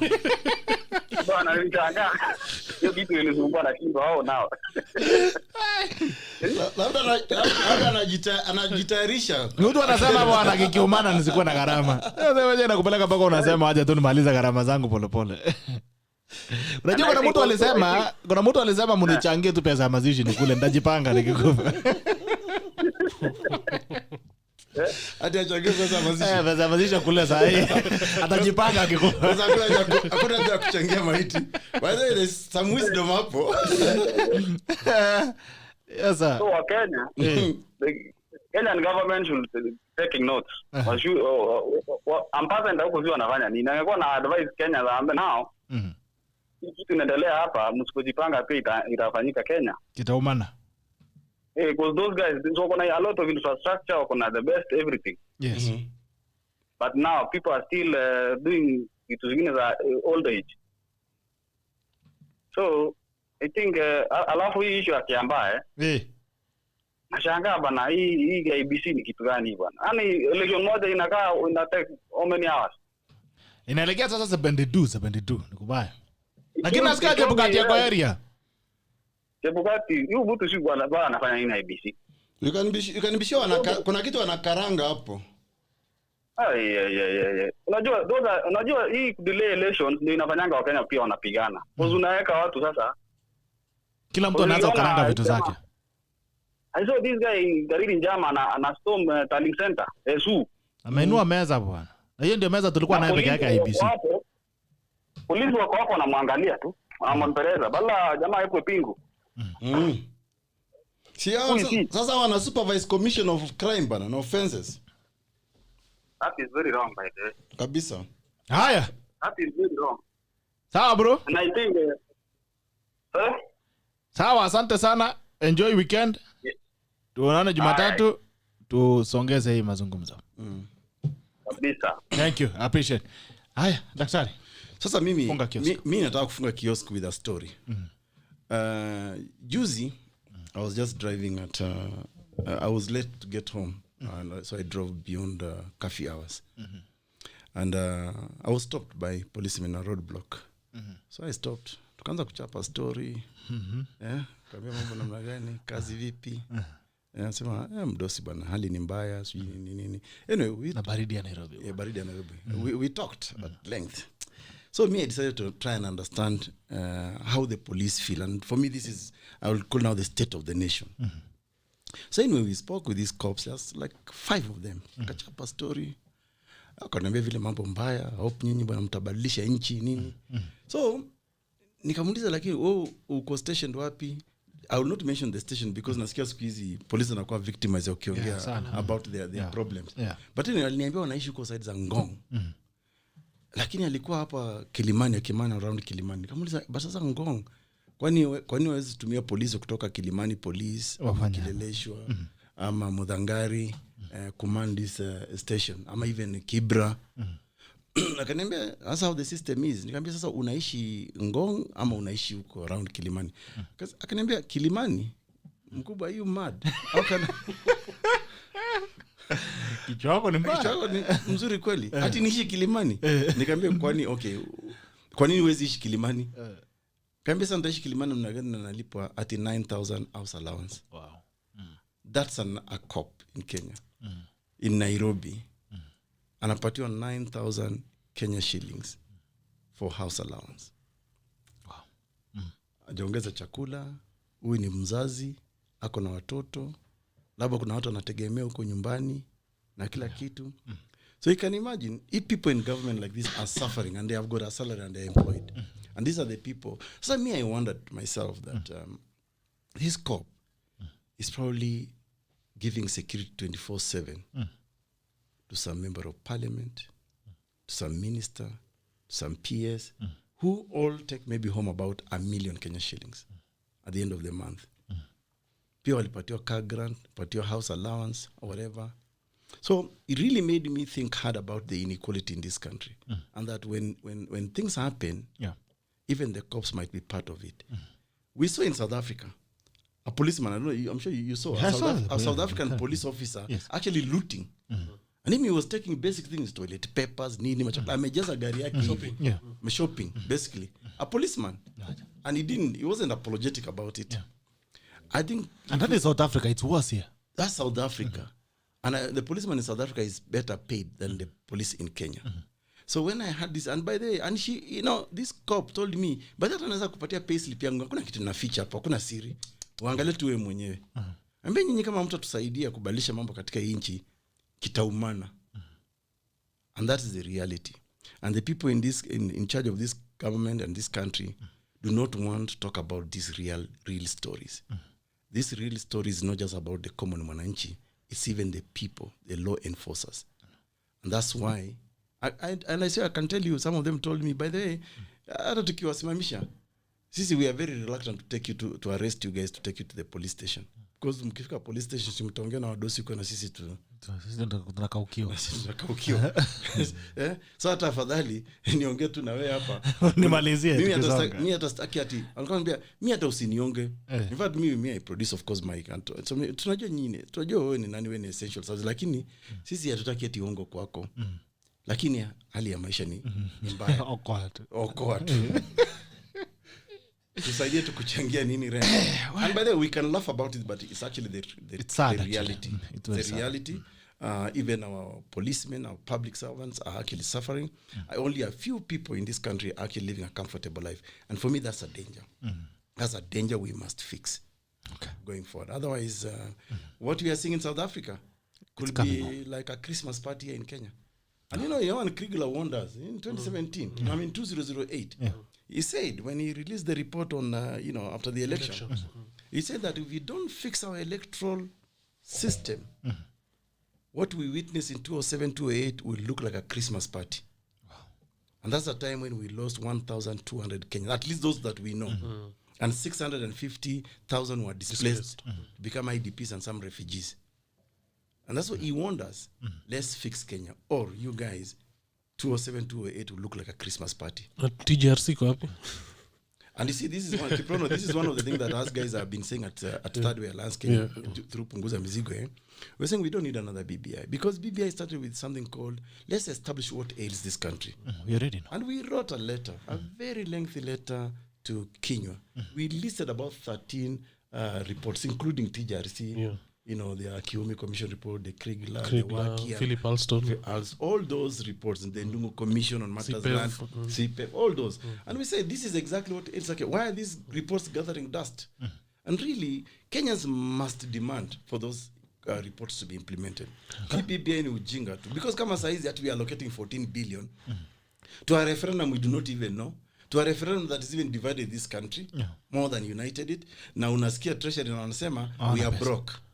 Atujalipa teachers, CBAs, collective bargaining agreements, nurses, doctors. Mafuta ndio unasikia inaongezwa tena. University of Nairobi the other day 100% double the fees. How do you double fees in an economy such as this one? Sad. And they do this thing because they know government is asleep. And one of the geniuses, nikimalizia tu, one of the geniuses of Jubilee government, because they have been in slumber since 2013, but there was a man out there who was making too much noise, who had been in government, and he knows where let him to let him to. The president actually, he made a very weird statement in Kisumu. I don't know if you heard it, even as we wind up anyway. He said that when you're in a class and you are having a problem with noisemakers, what you do is you make the noisiest the prefect. The noisiest you make the prefect. That is Kisumu. That's why times I question the intelligence of these guys. Because, I mean, if it was me, I would show up and say, man, what are you trying to say? I question the intelligence of these guys in the political scene. But you forget one thing. Kenya ni shamba ya watu wachache. Wako tuna title deed. So actually they are saying this thing to kejeli to laugh at us, to say that you fools, we will do whatever we want to do. After all, it's about us. It has nothing to do with you. And yes, it's true what the president has said. Because now the number 2 or co-president is Raila Odinga. And that's why I think unasikia watu wa Ruto wanalia sana. Wanasema mtu yetu. Haya, tulieni polepole kwa blanketi sisi watu watano tena. Until Monday, see you. It has been Sheria Wiki and the dead's now. Bye-bye. We love you.